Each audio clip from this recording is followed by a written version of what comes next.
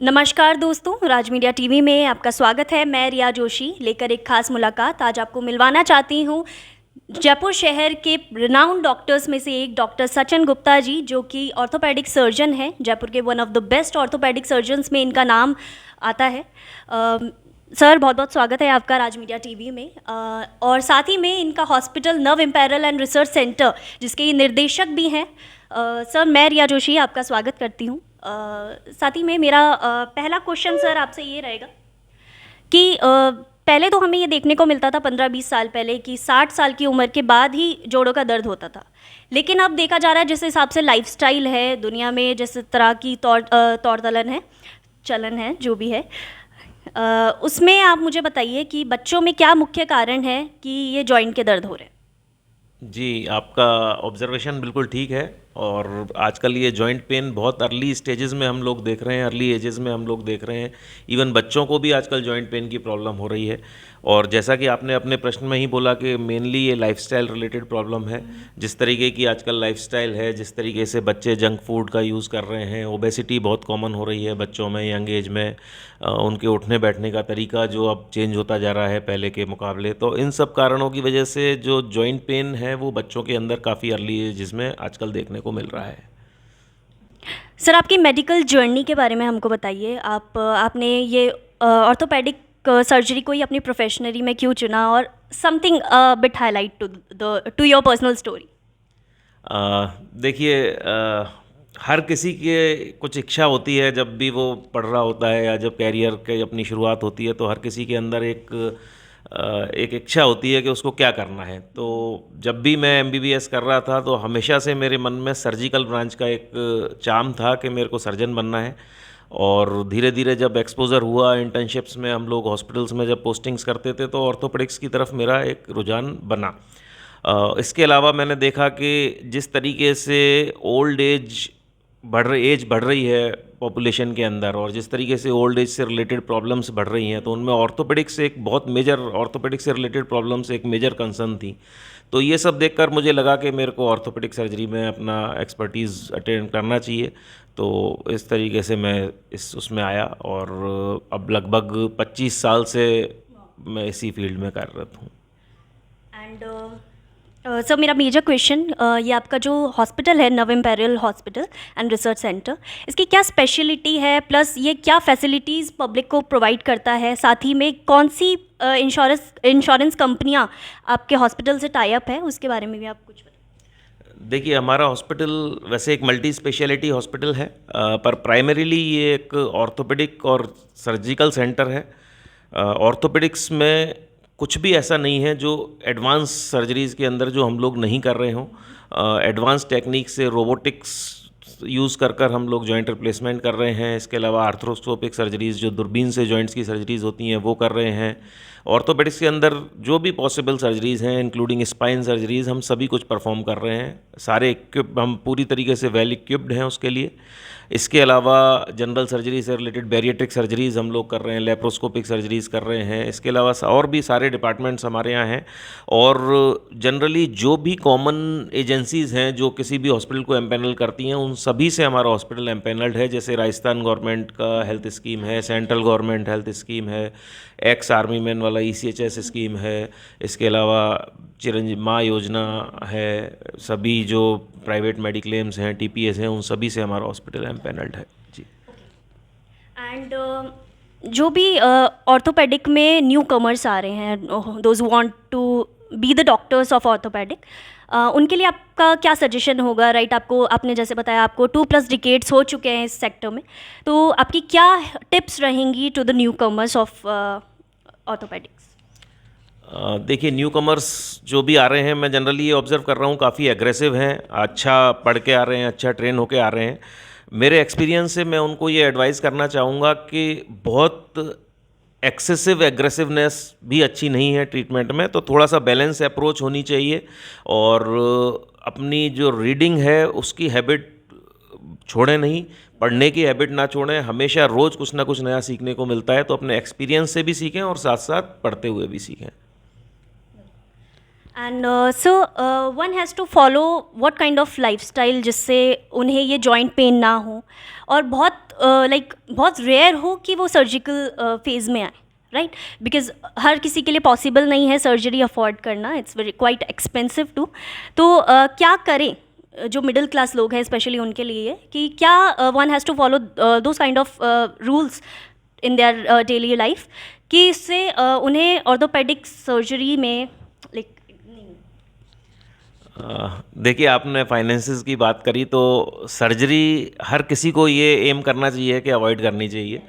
इसका पैसे से कोई संबंध नहीं है। सर्जरी तो सर्जरी है और कोई भी सर्जिकल, हाँ, तो कोशिश ये करनी चाहिए सर्जरी तक ना पहुंच पाए हर किसी को ही, क्योंकि हमेशा ये कहते हैं prevention is better than cure, तो प्रिवेंट करने की कोशिश करना चाहिए। जॉइंट प्रॉब्लम्स जिस तरीके से बढ़ रही हैं उसमें अपना पहले भी डिस्कशन हुआ कि लाइफस्टाइल रिलेटेड इश्यूज़ हैं बहुत सारे, उनको ठीक करें, अपनी लाइफस्टाइल को ठीक करें। जो एक सबसे बड़ा फैक्टर है जिसको हम कंट्रोल कर सकते हैं वो है बॉडी वेट। तो ओबेसिटी एक बहुत मेजर रीज़न है जॉइंट्स के ख़राब होने का, तो उसको कंट्रोल रखें। इसके अलावा जो एसोसिएटेड डिजीज़ हैं, डायबिटीज़, हाइपरटेंशन, उन पर अपना कंट्रोल रखें।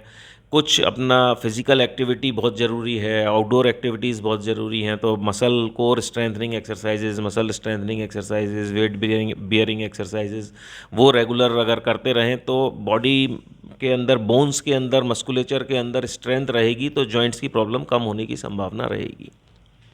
और सर मैं जब आई थी यहाँ पे लिखा है 3D तकनीक क्या है और उसके फ़ायदे क्या हैं, उसके बारे में भी आप एक बार डिस्क्राइब कर दें हमारी पब्लिक को।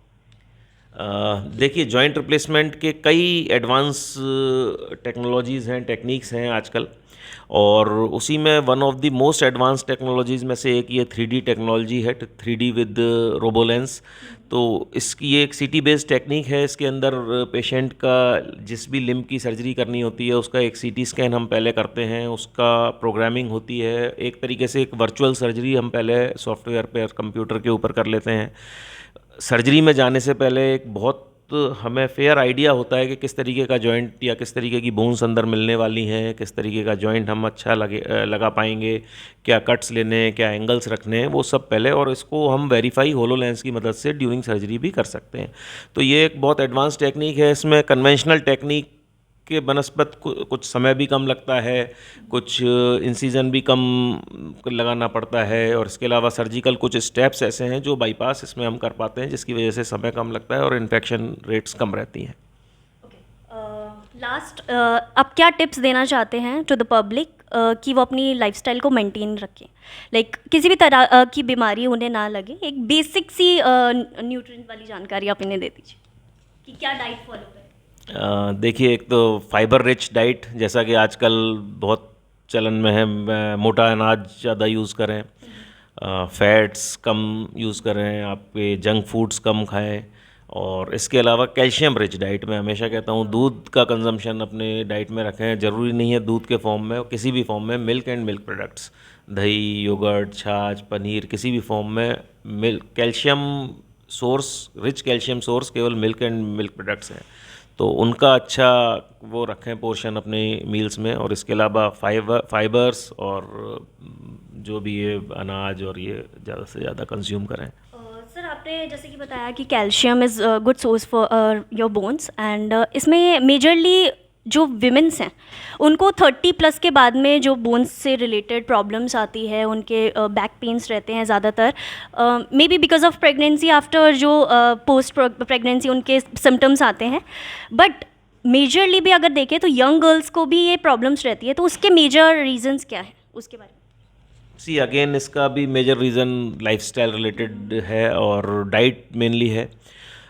फीमेल्स के अंदर एक सर्टेन एज के बाद डेफिनेटली कैल्शियम डिप्लीशन बहुत तेज़ी से होता है। हार्मोनल कुछ बॉडी के अंदर हार्मोनल चेंजेस होते हैं जिसकी वजह से कैल्शियम डेफिशिएंसीज होती हैं, बोन्स वीक हो जाती हैं, मस्कुलेचर वीक हो जाता है। इसके अलावा एक मेजर रीज़न जो मेरी समझ में आता है फीमेल्स के अंदर इस तरीके के पेन्स ज़्यादा होने का, वो है lack of physical activity. Females काम तो बहुत करती हैं लेकिन वो काम अपने शरीर के लिए नहीं होता, वो दूसरों के लिए काम होता है, और ख़ुद को बहुत कम समय दे पाती हैं फीमेल्स जनरली अपने सोशल स्ट्रक्चर में।